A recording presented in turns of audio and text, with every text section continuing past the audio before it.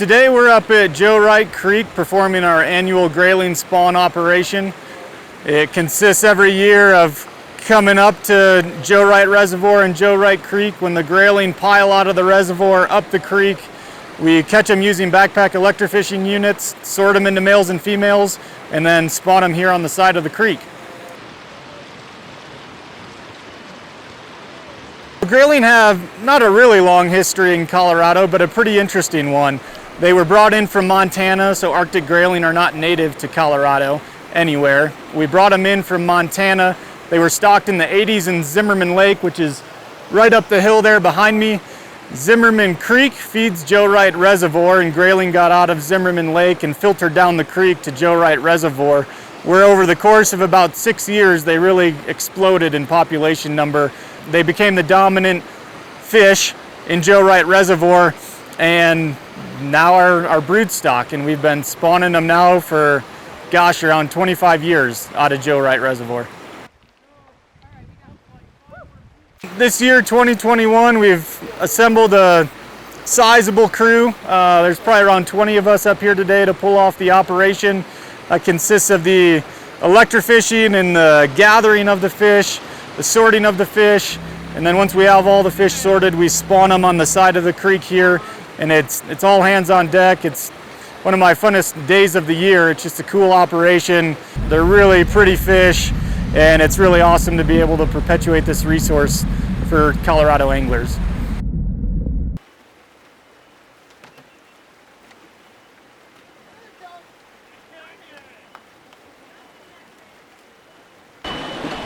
One down.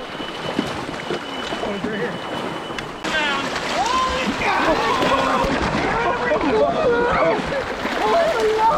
Oh my God!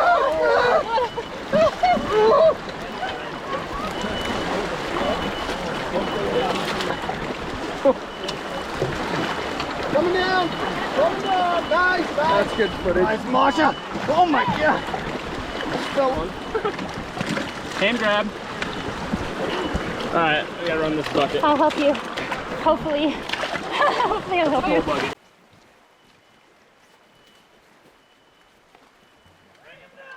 We gotta take these up soon, I think.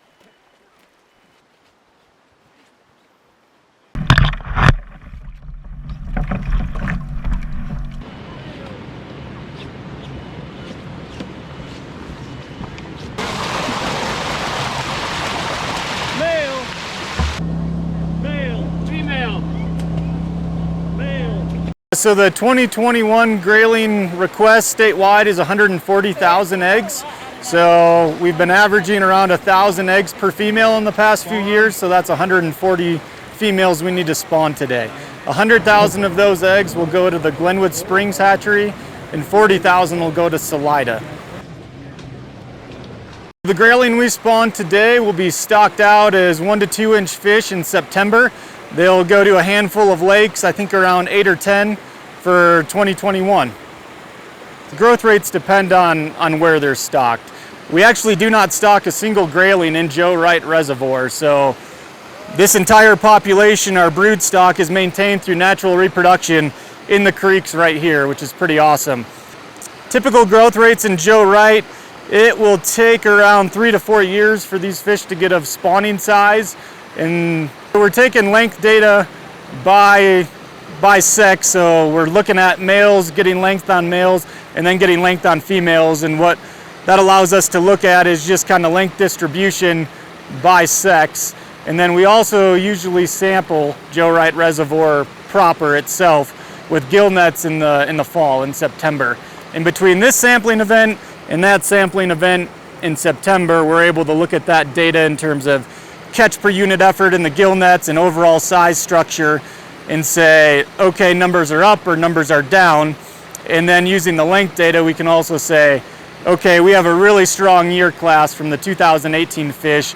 We know these 10-inch fish are 2018 year class cohort fish, and we can kind of get a sense for future spawning runs that way.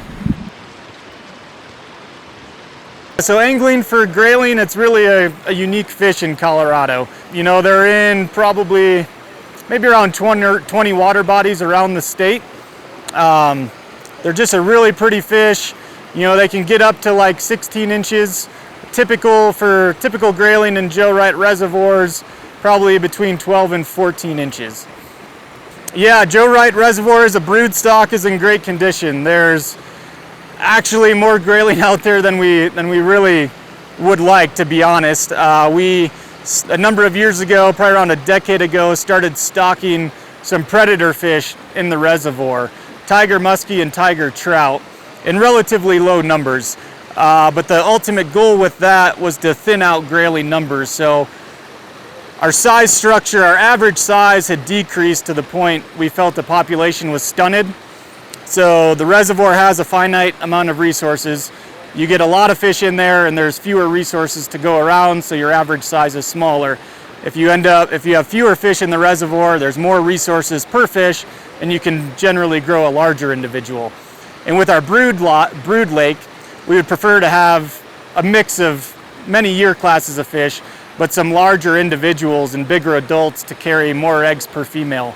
And so we've actually stocked tiger muskie and tiger trout in Joe Wright Reservoir to try to thin out grayling a little bit. And it's been working. Over the last decade, we've seen that average size and our max size creep up that we sample in our standardized nets in September. So it appears to be working. It's certainly a fine management line. You don't want too many teeth out there and lose too many grayling, since it is our brood lake, but we feel like we're walking the line pretty well right now and are happy with where the reservoir's at.